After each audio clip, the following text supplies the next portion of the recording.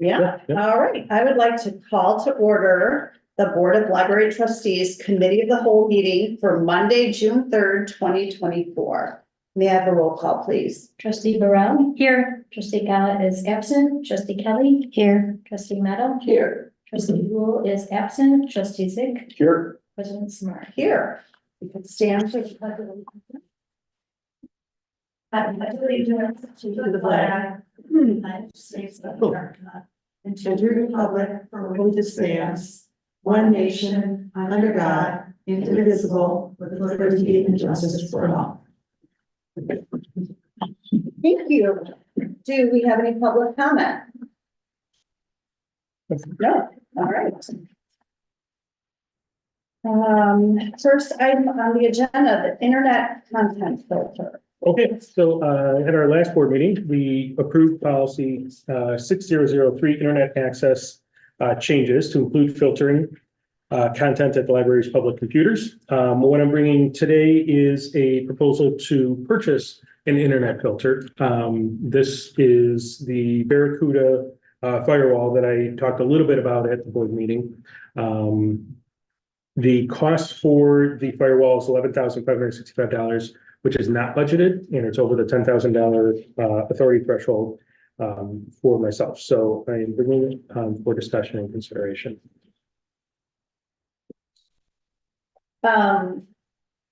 I do have one question, and that is, so this is for the first year, and then to, a per year fee of like around $4,100. How many years? I mean, I know software eventually changes. Then do you get a new package in like 5 years or? So the way this works is we're purchasing the hardware for that first year. The hardware breaks down to around $6,000 or just over $6,000 for the piece of hardware. Okay, And then we're paying for the support, the software support, which is the definitions updates for the websites that are filtered or Okay. available to be filtered in the categories, plus the hardware support. So if something were to go wrong, they would ship us a new piece or something like that. After, I believe it's 5 years, they automatically will send us a new firewall. okay. And so they do the hardware refresh as part of that Got it. hardware support payment. And as with this purchase, are you going to use a consultant to try to get the grant money for the? Yeah, for E-rate, Yeah. yes. So once we filter, then we'll be eligible to receive E-rate funding. Right. And so this would enable us to be able to do that. And based on our calculations, 40% savings of the current communications bills would save us about $16,000 a year. Now, going forward, as we purchase equipment, like Wi-Fi equipment or networking equipment, 40% of that would also be eligible for reimbursement Okay. through the program. As you do this, will it be possible for you to kind of keep like a total by year? Is it easy for you to do that, to keep the total per year?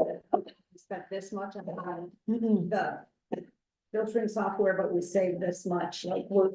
I think that will be possible. We will be utilizing a consultant, so we'll be able to see very easily what our costs or our revenue coming back will be. And I think we can estimate what our costs are to enable this pretty easily. It's basically our firewall costs, that's a big cost for it, and the consultant.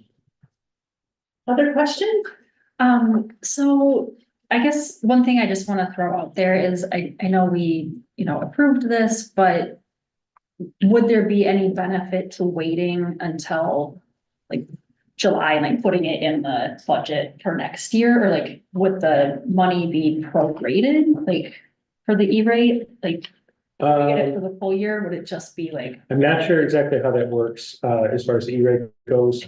I believe and Kara, maybe you can help with it. Do you know when they file? Is it June or July? Okay. So I don't know exactly if this would be covered under this year or if it would be covered under next year. But if we hold off on this until January, that means we would not be filtering Right, until January. okay. Correct.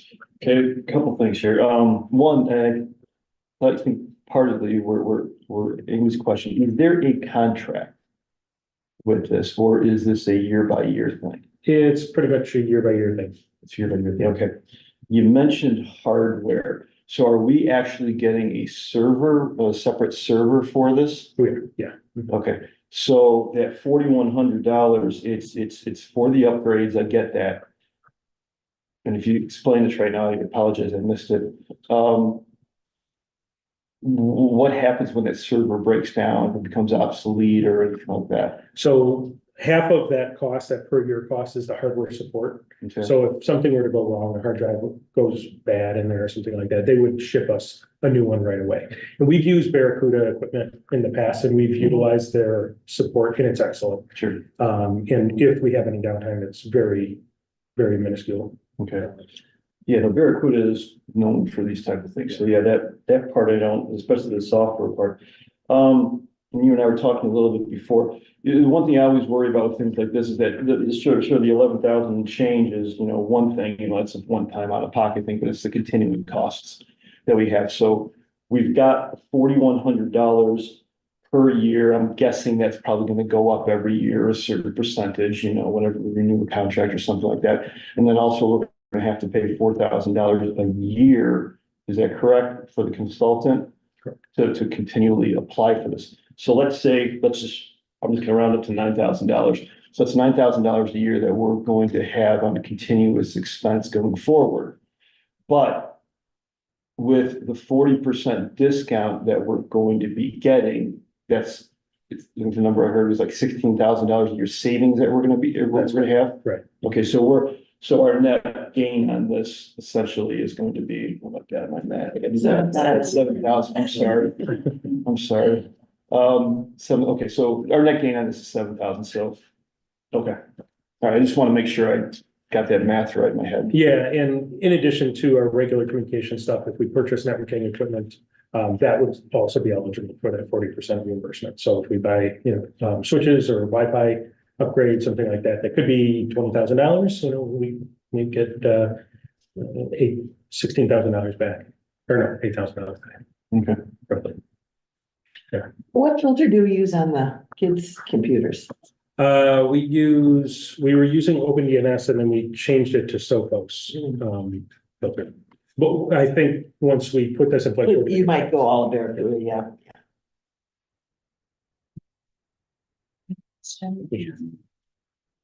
I forgot it. And we are using this for the Maker Place and the Senior Center as well. Correct. So one of the benefits of this piece of equipment is it does have a software agent that allows us to filter remote computers as well. So we're able to filter the Senior Center and the Maker Place along with this.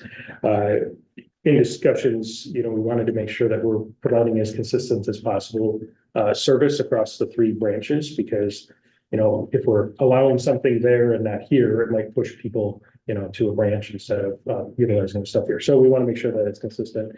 So that was a big benefit of this software.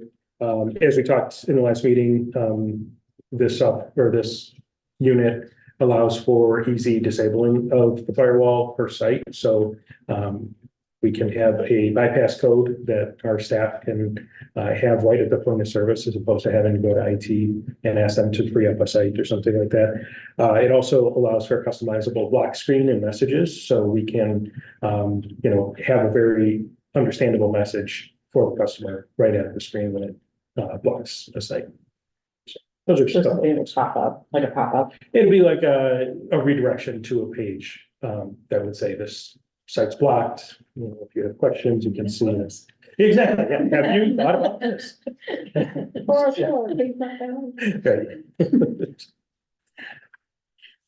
I thought of it. So with the E-rate consultant, is that potentially something that like someone on our staff could be trained to do? Like, I don't know what I'm asking here. I have no idea what goes into that. I have a feeling for the cost of the consultant, about $4,000 a year wouldn't be worth like hiring somebody or training somebody up. It seems to be quite an intricate process. The libraries that I've talked to said just have a consultant manage it. There's so much to know about this process that it's worth it to just pay a consultant to do it. Carol, has any thoughts? Yeah. So, All right, any other questions? All right, thank you. So you will bring that for us to vote on because it's higher than 10,000, correct? Right, that's. All right, library vehicle purchase. Okay, so we had budgeted this year to replace the current van, the 2010 Ford Transit Connect. This vehicle has, it's been good for us. It's becoming a little bit less reliable. So we did budget to replace it this year. In thinking about the addition of the lockers at remote sites and some additional outreach that we're doing, we're thinking that this new van is going to be an additional vehicle instead of replacing the current 2010 Ford Transit. But we've heard, from our staff ever since we bought the Transit that it's too small. If they want to use it to transport people, like to a conference or, some local event or something, it only seats 4 people. And the seats don't fold down in a way that allows them to fill the back when they have to carry a lot of stuff. So, we have like a tent that goes out and tables and chairs. It is very tough to get all that stuff in there and staff end up taking their own vehicles. So what we're proposing is to purchase a 2024 Chrysler Pacifica. It's a 7-passenger mini. The seats, it has 3 rows, so driver, passenger, and then 2 bucket seats behind those, and then a bench seat in the back. So 7 people can ride. And the second and third row seats collapse into the floor. So you can easily make it a cargo van. And from what I understand, you can fit a 4x8 sheet of plywood in the back with the seats folded down. And it's pretty easy to change the position of the seats. So this would really help us, as we continue to increase the amount of outreach that we're doing and attendance at outreach events. The cost for the van is $43,798. We had $50,000 budgeted in the 2024 budget. This is going to be purchased off of the state contract. So the contract is with Bob Riding's Fleet Sales in Taylorville, Illinois. They are going to be getting these in July or August, and they've already said that they would kind of pencil our name and on one of them for us when they get them. So these are standard configuration out of a state bid. So all these configurations are the same, and this is the state bid cost. Well, I can just add here, we purchased a Chrysler Pacifica, the library, Gilboa Library, in 2021. And we paid, which I think is in keeping with this, for $40,600, something or like that. And the staff has been very pleased with it, very adaptable, holding the seats down or filling it up with staff, and been very reliable and very good. So I highly recommend it. I have one question. Oh, I'm sorry, Greg. Go ahead. there you go. So, and maybe it's just because, I understand this is like a fleet sale and whatnot. Many of the features you mentioned are in most of the minivans these days. Have we looked at that, or is the fleet sale like significant? I haven't gone shopping for a minivan lately, so I don't know if this is in line. Can I just add in there? A lot of the minivans, you have to take the seats out. This you don't. You open them up, and that was a big feature for us. They're the So- only one with the stow and go. So the stove, the seats are It stowed. flips right into the floor. And so all staff can do it. If you're taking seats out, I don't want my staff having a workman's comp claim, so maintenance would have to do something like that. And we did look around at other minivans too, but it's a stow and go, that was. Right. And safety features. We wanted all the safety features too. Yeah, we did look at a number of different vehicles. We looked at like the Ford Explorer, we looked at a newer Ford Transit, which is much larger. There were a number of different vehicles that we looked at. There's a couple of things that make it a challenge. So the Ford Transit would not fit in our garage, and it was Oh. much larger. So that one we kind of Yeah. said. What about like the Kia? It's not a Sedona anymore, it's something else. Because mine was, I used to have a Kia, and they would like, maybe the middle seats didn't, but the back seats definitely folded into the floor. They might. The other thing is we're kind of limited as to what's available in state contract. So if we wanted something Exactly. else, we would have to go out to bid and then we have to bring a price back. So it would be about a 2-year process, yeah. Got it. I will go back to my lane now, thank you. So the kind of was going where the question I was gonna ask, what else did we look at? But so this is coming underneath the state contract that we have, that this is one of the ones that were already proposed or we can get. Yes, right, we can get it. Yeah, so this was a contract or a bid that the state went out for. They got this bid price. And so now any other government agency in Illinois can purchase off of this contract. So they went out and got all the bids and they came back to us. So it's not like we just looked at one, pointed at one, like I walk into a showroom, I see a shiny new one, or I go, I want that one. No, I'd walk out. No, we did a lot of research as to different vehicles that are available in the state contracts program. Okay. And this one fit our need the best, and it's gotten, really good reviews. And the fact that it's so flexible with the configuration and the, it's low to the ground, so it's easy to load too. That was another big thing. So there's a lot about this that we were really looking for, and Okay, and then after 14 years, I think we've been very frugal with the taxpayers' money, so I think we're in a good place that we could do this. Now, the 43,798, I see you got it broken down a little bit here, but I'm guessing there's gonna be taxes and things like that. They're gonna be. No taxes. no, Or no taxes or anything? no. Delivery and title and licensing. So that's I guess the question I'm actually asking, that is the final number? That should be the final number. We'll verify with them on like the title transfer and stuff, but they have $223 here for the title and license. Okay, The only other cost that would be associated would be like a graphic wrap for it to make it match our other, our brand and our other brand. Yeah. But besides that, I don't think we'll have any other costs. Insurance, right? Well, yeah. sure, yeah. So we'll bring, maybe some additional detail on that at the board meeting, but that should be pretty darn close to what we have now. How many miles is on the other one, the 2010? I don't know the number off the top of my head. Sorry. I'll find out for the board meeting. I'm just curious. I was wondering that. This shows, what you attach shows, and again, if you said this, I missed that, it shows an EV. Ours is not an EV. Ours is not gonna be an EV? Right. Okay. Yeah, this paperwork's all for the EV. Yeah, that's the general thing. It shows both the V6 and the hybrid.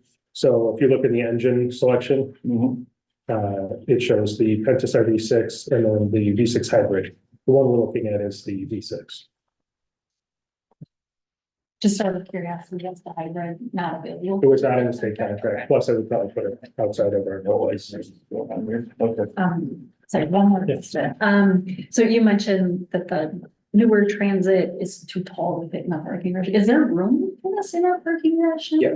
Okay, just wanted to make sure. Yeah, we'll put it next to where the van is, the other van is currently. Right now, we have the chiller that's damaged and waiting for insurance replacement sitting down there. So that will free up those. Just swap that out. Put that van into there. Chill over the car. A couple questions. Do we know how much the wrap is generally? It's maybe $2,000. We'll look at what the one was last, or when we did the van and then add it to that. And then if we're, obviously insurance is gonna go up if we have an additional car. So that's something to just be aware of. Usually it's not crazy, but it's an additional cost. And then my other question is on the 2010 that we have. Like I know the bookmobile, we had to change this and that, and the truck was whatever, but like how is it performing? Was this purchase in case? Like what was the thought process behind keeping the other one?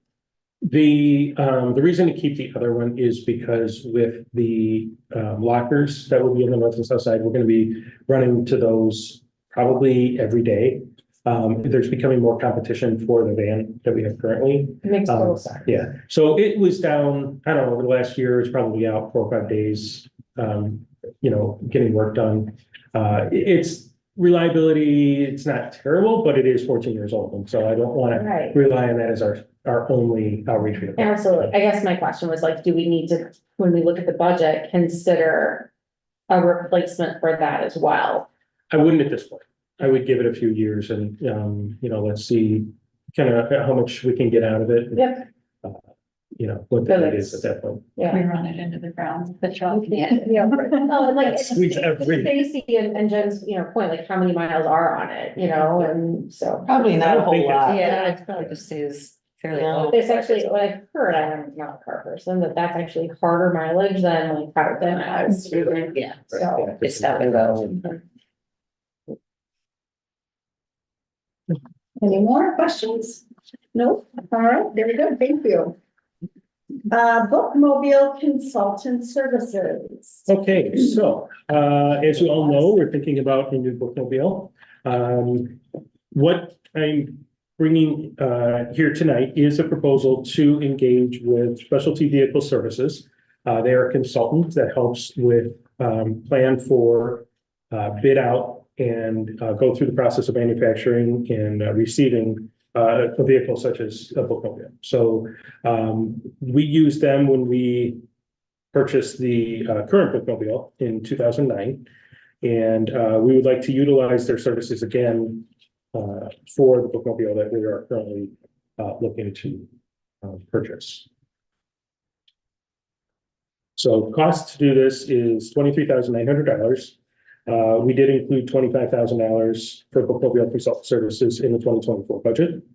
And we think with an investment such as this as a new bookmobile, we think this is money well spent to ensure that we get exactly what we're looking for with a reputable manufacturer and to ensure that the manufacturing process and delivery goes as planned. Well, they sure have a lot of library references. Yes, they do. Found that very, wow, there's a lot.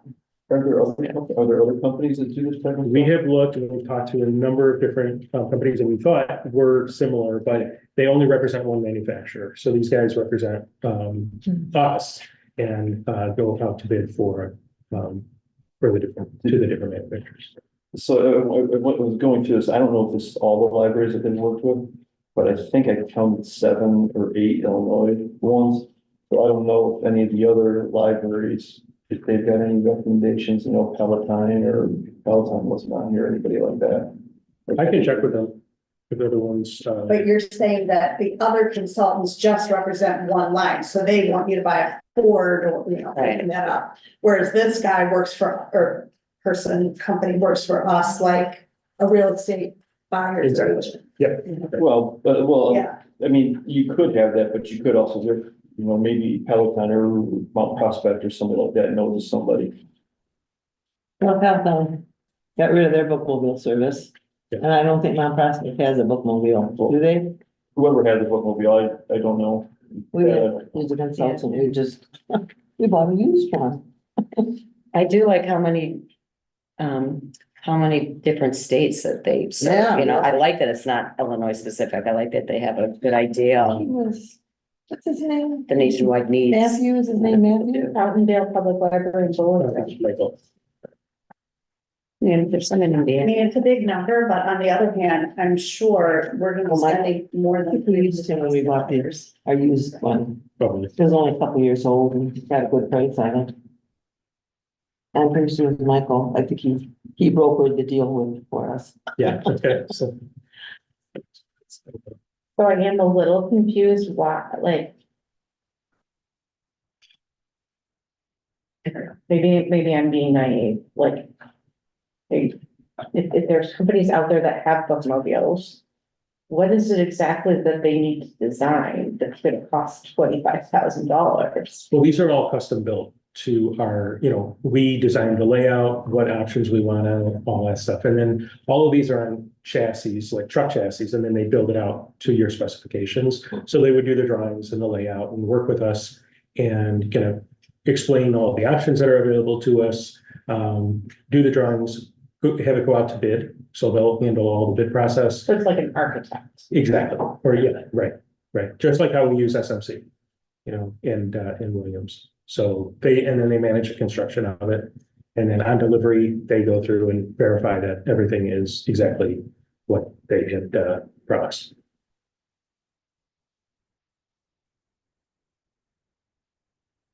This is totally not necessarily related to this, but what are we gonna do with the old bookmobile?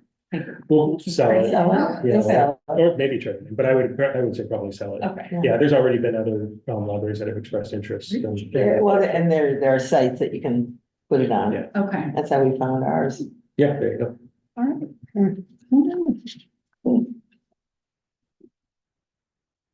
Any other questions? All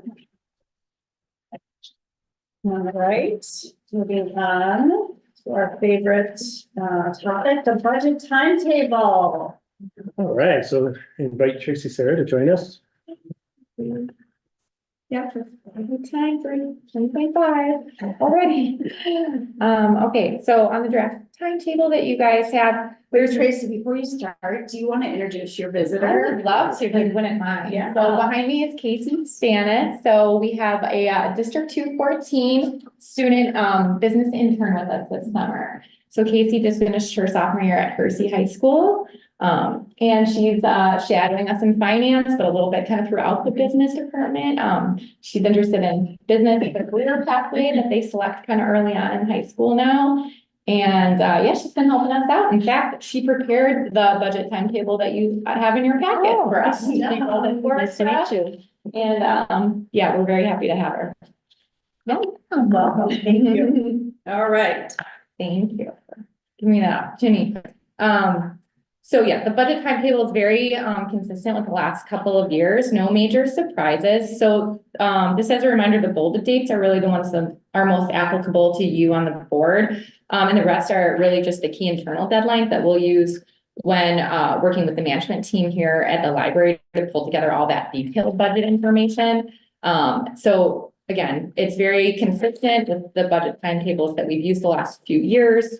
There really are no significant changes. So just to highlight a couple of the key ones that you might be most interested in, on the front end, you'll see that the first bolded date is today. So we'll go over the draft of the 2025 budget targets next in just a moment, and then we'll bring them back for approval at the June board meeting. And then on the back end of the process, we're planning to review the first draft of the kind of full budget for 2025 at the September committee of the whole meeting, and then the final budget at the October committee of the whole for approval at the October board meeting, which is again our typical timing.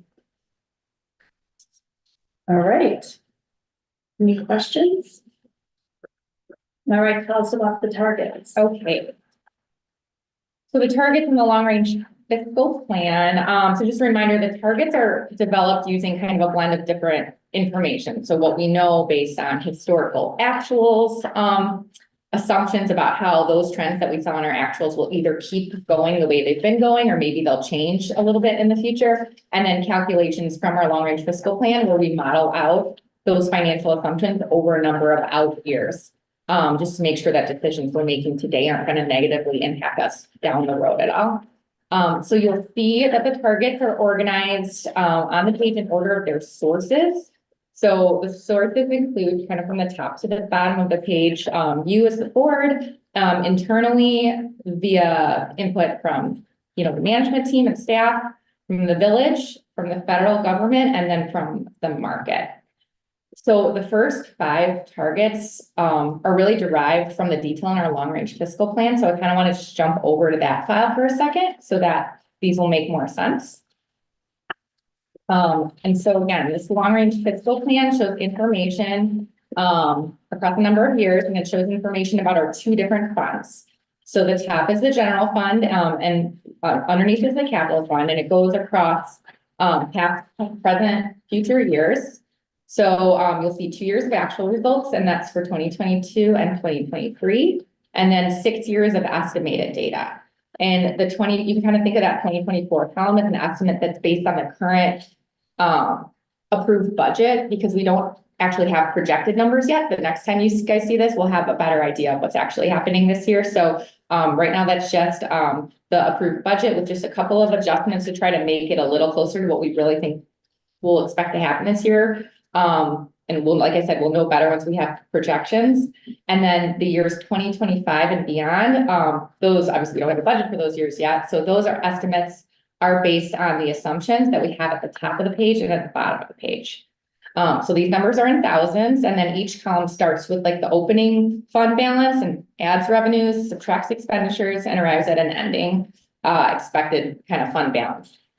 At the bottom of the operating fund section, there's this highlighted, bolded box line, line R. I know sometimes the letter changes associated with that line, but I know you all know at this point that that's a really key metric on this file. And that's because we have an unrestricted general fund balance requirement in our policy that reads that we have to keep this fund balance at no less than 4 months or 33% and no more than 9 months or 75% of the coming year's expected annual operating expenditures. So this line R tell us if we believe we're going to fall in that range over the coming years based on the assumptions that we're using. Again, so we can't see the future, we have to use some kind of educated guesses and assumptions, and that's a normal way of modeling out figures for this purpose. So you might remember, and you can actually see in that 2023 column that we were trending higher than that 75% recently, based on kind of continued favorability, you know, in our funds. But this year we completed a budgeted transfer of $825,000 to move some of our excess over to the capital fund to get that back within the policy limitations. And it's also good because it starts funding our capital fund to, you know, get us ready for some of the capital projects that we have, you know, kind of teed up to do in the future. So as far as those assumptions, you'll see them across the top, the major ones, and in the notes at the bottom, some of the more minor ones, but to highlight a few of the key ones, at the very top, you'll see we're working under the assumption that we'll maintain a 0% tax levy increase for the library for the foreseeable future.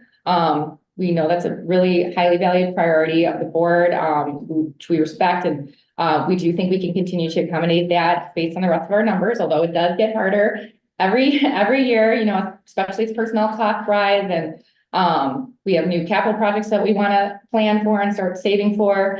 But we're in good shape. And so we'll also continue with the loss and cost assumption of 2%, which increased from 1% recently. And that's just the factor that we add on to the levy amount to try to recoup uncollected taxes from the previous year. Cook County lets us do up to 5%. The village dictates this factor.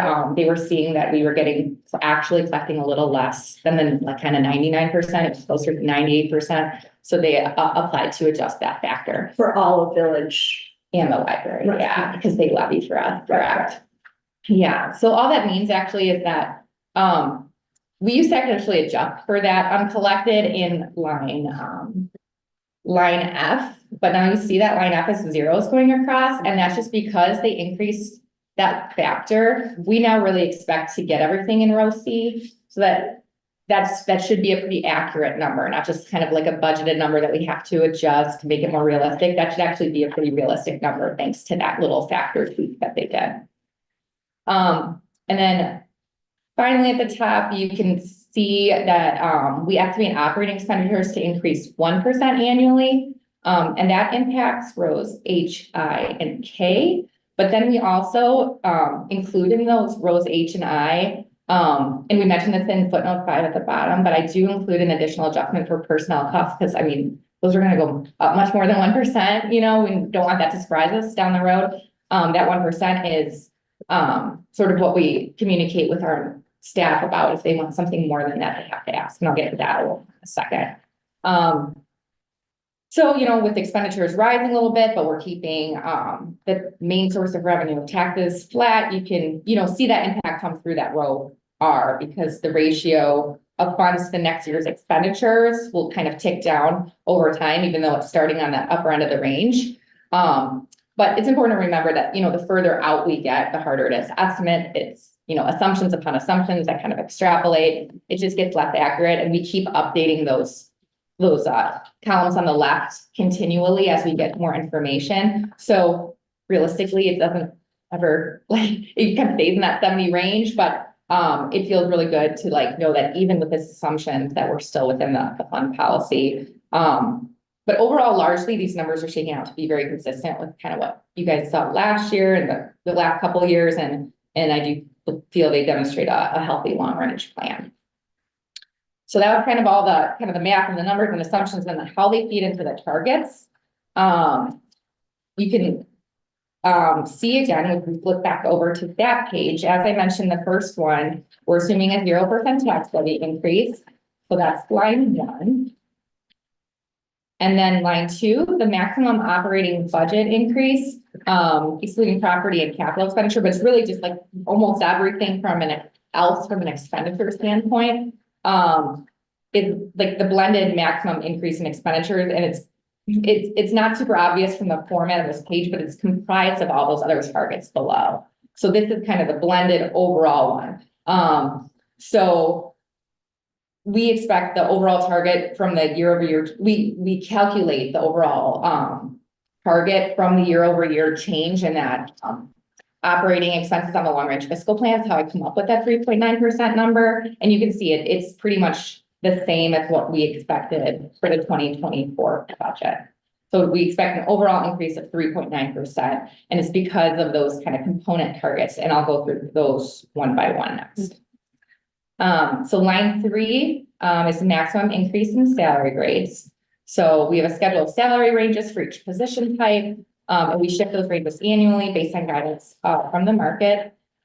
Nothing's final yet at this time of year, and that's normal. So this, the preliminary CPI data indicates a shift of 2.66% for the cost of living adjustment. So that's how we come up with that shift target.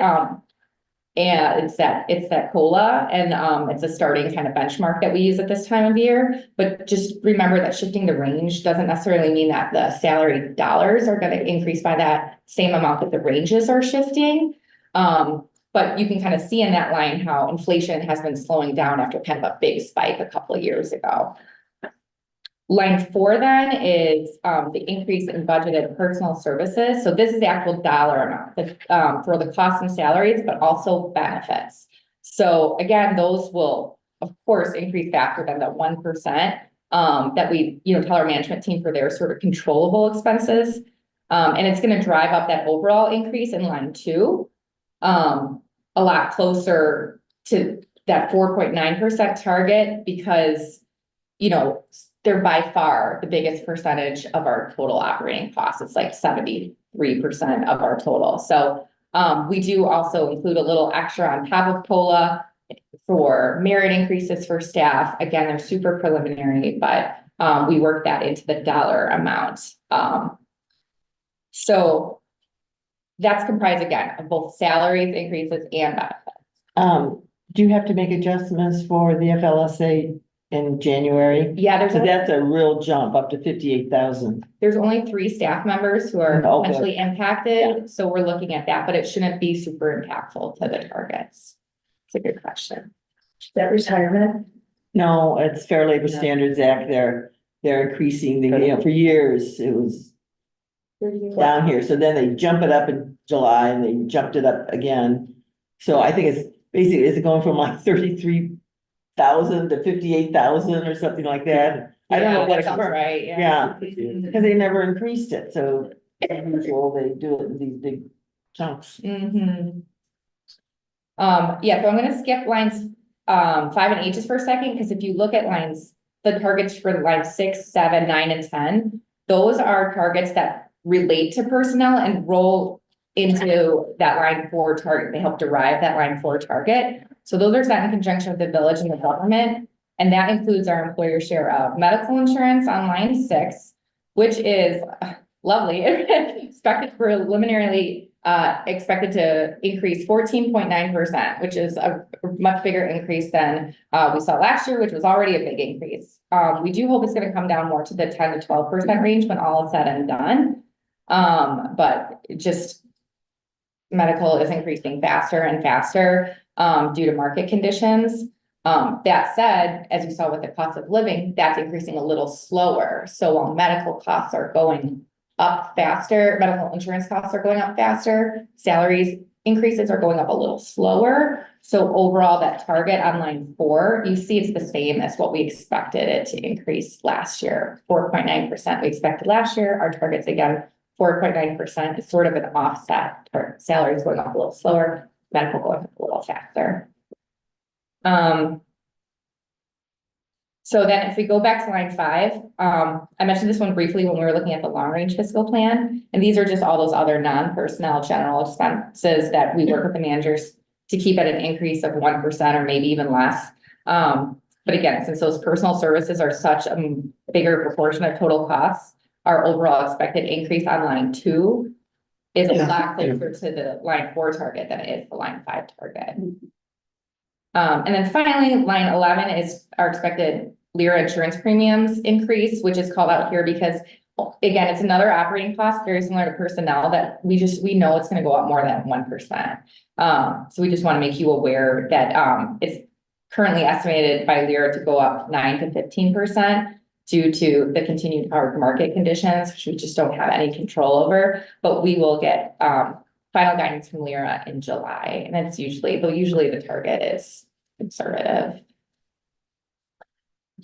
Did the village tell you why this is a huge decrease from IMRF? Yeah, they did tell me. So, we're in 2025, they're going to only contribute the required employer contribution. Over the last few years, they've chosen to contribute more than what is required. Oh, Yeah.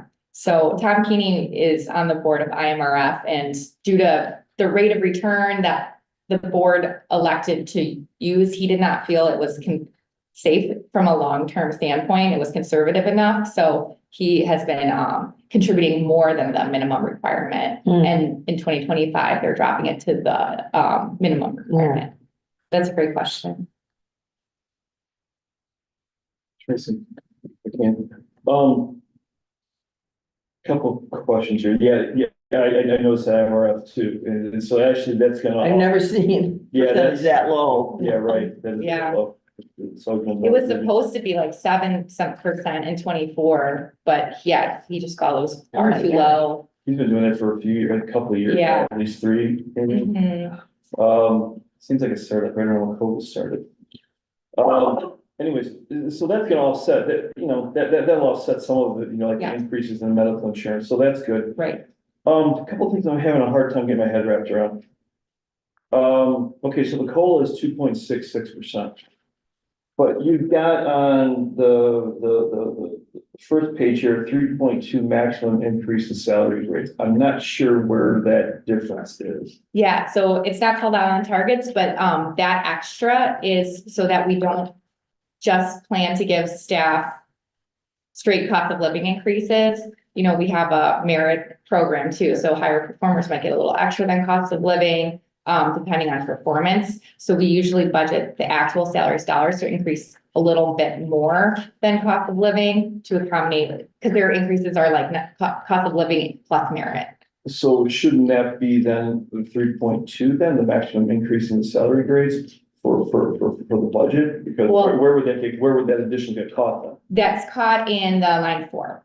So it's included in that 4.9% includes that 3.2% increase in terms of dollars. The shifts are just the grades. And so we just make sure that anybody's hourly rate is still within, kind of the market standard for the job that they're doing. And those usually move with cost of living.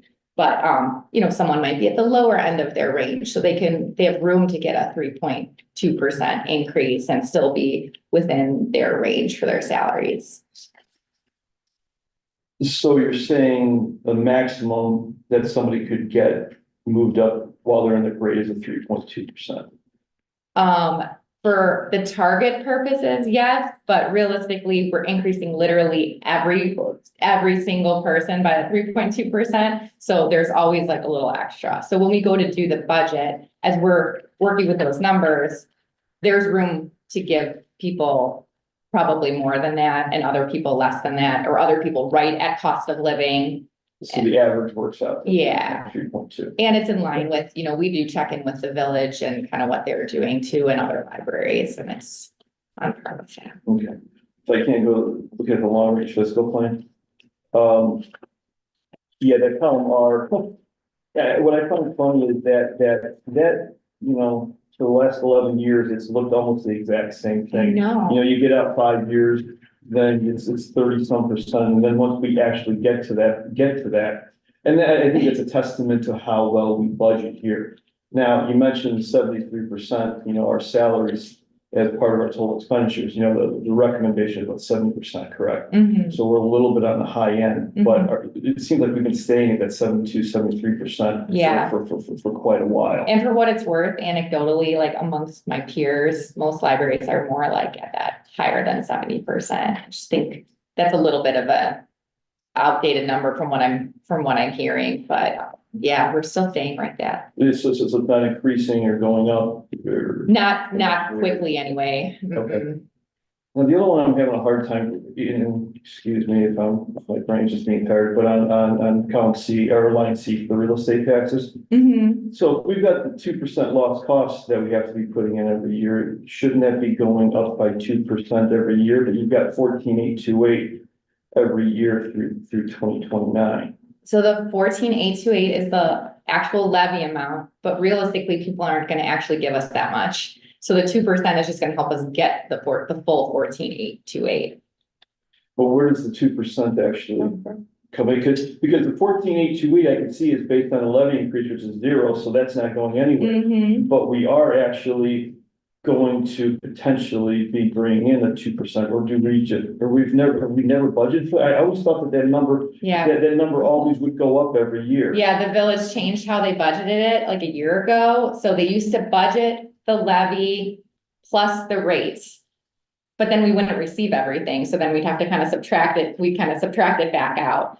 But now they're like, it's too confusing even on their end to explain to everyone. They're like, we're just gonna budget the levy. So you'll see it go up 0% every year. Because they're always like, why is it going up if we're not increasing the levy? They felt it was more confusing to budget that way. So they changed it to just budget the levy amount. And then when they extend the levy on the tax bills, they add the 2%. So what people actually have to pay is the levy plus the 2%. But then when people don't pay, it nets out to you just collect what the budgeted amount, like 100% of the budgeted amount. But that's the change you're remembering. So we I- might. So it's baked in, this Yeah, number. I like it better now, if it makes you feel any better, it's just the fact that it was done the other way for so many years, that was actually the more confusing way, it's better. Yeah, now. it seems like Yeah. it's just baked in. Exactly. Do you want to talk about F again, just to clarify? Like, Oh, what- yeah. So like, when you remember that going up each year, that line C, you also would have had a negative number on line F going up a little bit every year, so like C and F would offset. I get that. I guess this is my personal opinion. I guess I like that better because I like seeing the actual number that we're looking at, budgeting. Because there is the possibility we could get that 14,848 or whatever it is plus the 2%. Yeah, So we're actually bringing in more money. And that's technically what we're aiming at, because you're doing that because you just think that, people are gonna do this. And I know historically people do it. And I get it. And I'm probably being more difficult than I need to be, which is no comment for me. But it just seems like when we're budgeting and when we're telling people, we're telling the public, this is really what we're levying for, because we're saying in here, the budget, this is what the 14,804 is, but when that levy goes out on the tax bills, they're actually being levied a little bit more. And right? yeah, what you And that- extend is like, And that It can just be a makes me little different than uncomfortable, what I the- suppose. But it sounds like that's not our decision, that's the village's decision. yeah, and I actually disagree, I actually think I like it better this way, because I think when you're trying to, when you see that 0%, Right. staying the same number, to me makes more conceptual sense. Than seeing it go up and having to explain, well, it's not really going up, we're just assessing this factor, and then having to explain the factor every time. Well, for the finance accounting position, I agree with you, Mhm. and I understand what you're doing. I'm just talking about what we're actually putting into the tax bills and what's actually going out there, because there's that levy that we're doing plus that 2%. And I don't know that it looks any different on people's tax bills, if that makes you feel any better. Well, It's really everything goes up a 1%. little bit. Everything goes up just a little, obviously it goes up 2%. The only thing they changed Yeah. was the percent and then how they budget for that line, so it's just the budget that changed, the actual bills look exactly the same, they always have.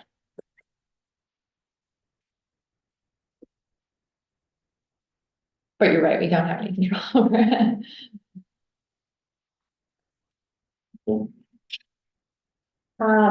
Did I read well, I did read, I know where I read it now, that we are working with the village to try to talk about health insurance. Oh, yeah. Because I know that's such a big cost Yeah. for them and for us. Yeah. and Yeah, Any way we can,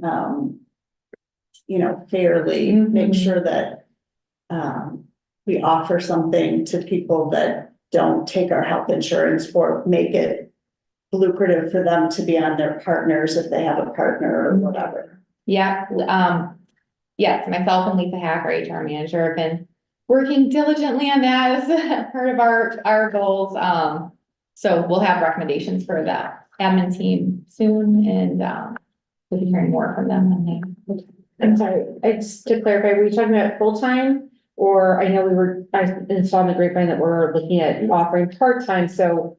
Yeah, all of it. Okay, so Yeah, all of it. When- There would be no cost to us for that option. That would just be a pass-through situation. We're not suggesting that the library pay anything to offer part-time staff benefits. It would more just be like facilitating that third-party service is what we're exploring for that aspect of it. To your question, we are also exploring cost-saving opportunities, which are few in this market, but we are. Yeah. So that people Right. can be on their parents' insurance or their partner's Yeah, insurance. Right, and as a sneak peek of that, that's probably not realistically gonna be the wisest choice based on conversations with our brokers, because we would probably lose the healthiest people, is what our administrators are saying, and again, we're compiling everything, but initial indications are that what tends to happen with those is you would lose the healthy people with no claims would be the ones most likely to select an opt-out program.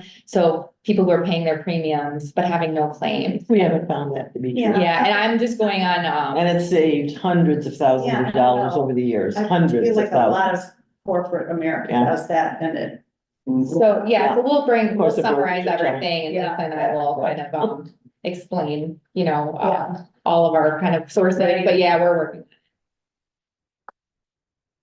all right, well, this looks great. Okay. And just really quick on the targets too, I know we don't go over these in detail because the targets are really all the operating targets, but just for your awareness, there is a section on capital at the bottom of the long range fiscal plan, and then the second page is kind of our best guess at capital projects as of right now, but the facility staff and admin are working on an updated engineering assessment, so we'll have, we'll update that too as we change priorities. Very good. Thank you so much. Appreciate it. All right, moving on to item 10, reviewing of issuing or what the fee will be for library cards for non-residents. Okay, so this is a memo that I bring to you every year around this time. And this is the board's acceptance or commitment to continue to offer a non-resident purchase or non-resident fee card and setting the cost for the card. As discussed in previous years, there are a couple of different methods in calculating the amount. The one that we use is the general mathematical formula. And basically that takes an average of the taxes per capita and then figures I think it's 2.5 people per residence or 2.42 people per residence. And that ends up providing a cost for the card, for a household card at $477 for the recommendation for next year. The other method is the tax bill method, and that is a method that basically is on a case-by-case basis. And so the customer would bring their tax bill in, and we would figure out what their taxes would be for the library. And we did try that in 2009. It was cumbersome for the customer and for the staff. So we decided to stick with the mathematical formula. This is a proposal to continue with the non-resident fee card for a $477 fee, and that would be effective July 1st, 2024, and go through June 30th, 2025. Have any questions? Not like 3 people, that 5. Yeah. correct. Yeah. We do have a few children that have taken advantage of the cards for kids act. So we have been able to provide free cards to children under the age of 18. in, Boundaries. non-taxing. Yeah. Unincorporated. Unappropriate, thank you. Yeah. What did we charge last year? It's right here at the bottom. 474. Thank you. Like, Yeah, $3. $3. I have a headache, I'm sorry. No, it's good. And how many of those were purchased? Just a couple, I think maybe three. one or two, I or I is it thought it three? said one last. Oh. And I'm assuming with the whole 6-month non-resident card, we just cut that in half? Right. And might remind me, so basically, if you're not a resident, you can still come in and, you know, if you're a resident of Mount Prospect, you can still check things out here. It's just that if you buy this, it's like you're an Arlington Heights resident, where there are certain library things that you couldn't check out, like you Right. get access to. So it's for unincorporated areas of Arlington Okay. Heights that would, if they were paying library taxes, would be included in our library district. But they're not because they're unincorporated, and so it gives them the option to buy the card. Okay, But if they already have a library card for another library, then yes, they could get reciprocal privileges that would allow them to use the library with a different. But they probably don't, if they're in unincorporated Arlington Heights, Right. they can't get a Mount Prospect library card or whatever. Even. Yeah. yeah, this is kind of their only option if they want. Okay. All right, very good. Any other? I have no other. I saw, I guess on social media, thank you, Sasha and your team. The pickleball, event was like huge, did you know? Was it fun? Yeah, I love, yeah, that's a great partnership. As the people that are lucky enough to have pickleball courts reserved, they start this week, so. That was really good timing and, you know, super busy, and it sounds like, well, the farmers markets are doing well as they always do, right? So that started as well. Yep, and we have a presence there as well. Yeah. Very good, okay. Thank you all for coming. I would like a motion to go into closed session in accordance with 5 ILCS 120-3 to review executive director's performance goals and litigation. Second. Second, all in favor? Aye. Aye.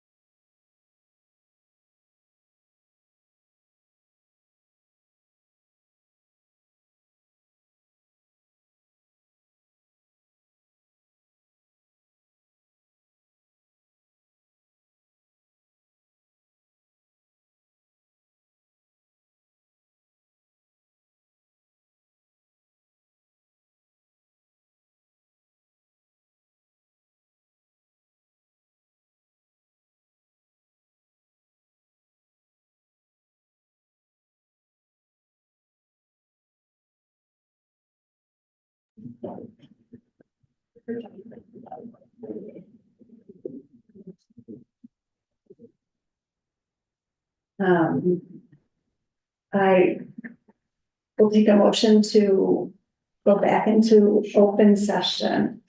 I did it too soon before Oh, she turned. I'll it make a on. motion to Okay. return to open session. Seconded. All in favor? Aye.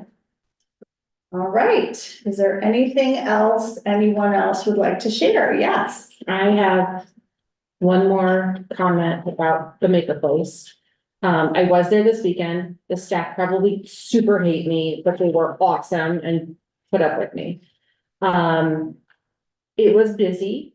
I was happy to see it busy. And I can see how they were a little harried with different people needing different things and whatnot. I heard from other people there besides myself that I would have come on Friday had it been open.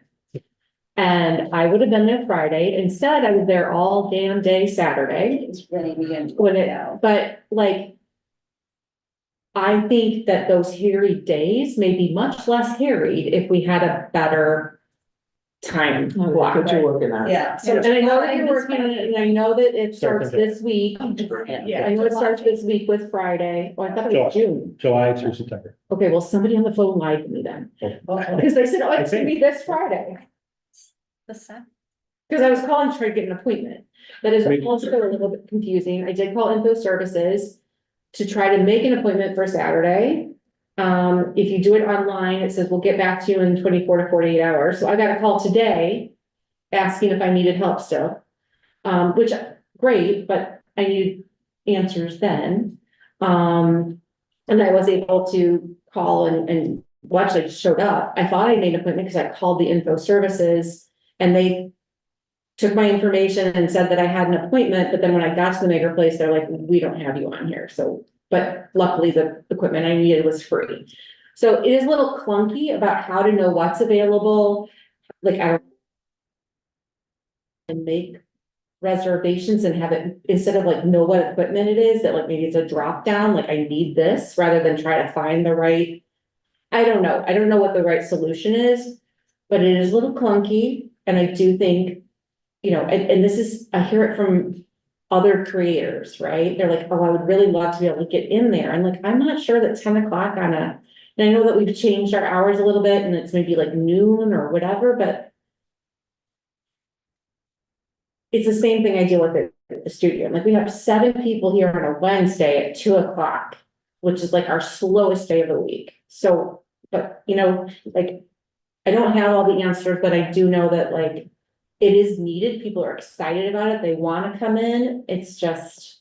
Yeah, and that's all part of why we're piloting these hours and we're gonna evaluate, you know, what most used times are and maybe shift some things around. We don't know yet. We're gonna see how the hours shake out. But just to correct myself, it's June 7th to September 20th. You're right. It is Thank you. June. So, And the other thought I had was when we do our budgeting and we look at the budget and it seems like year after year, we end up coming in under budget with our staffing. Maybe that's something we look at and offer, like move some of those dollars to opening more hours at the Maker Place.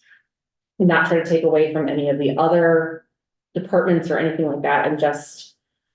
I don't always know why there's vacancies and why we are so under. I know that they're from vacancies, but maybe those dollars can be allocated differently. yeah, we did add a position over there, as I mentioned, and so we're, again, part of the evaluation for Friday, I think. You know, if it's, if a lot of people visit on Fridays, then we'll know, okay, maybe this is the day that we need to. Yeah. Move on, yeah. But there were at least 2 people there that said, I would have been here on Friday rather than today. I'd rather be home with my family. Yeah. But I need to get this done. All right, thank you. May I have a motion to adjourn? A second, all in favor? Aye. Thank Do I you. need to have everybody sign this? No. No. Next time.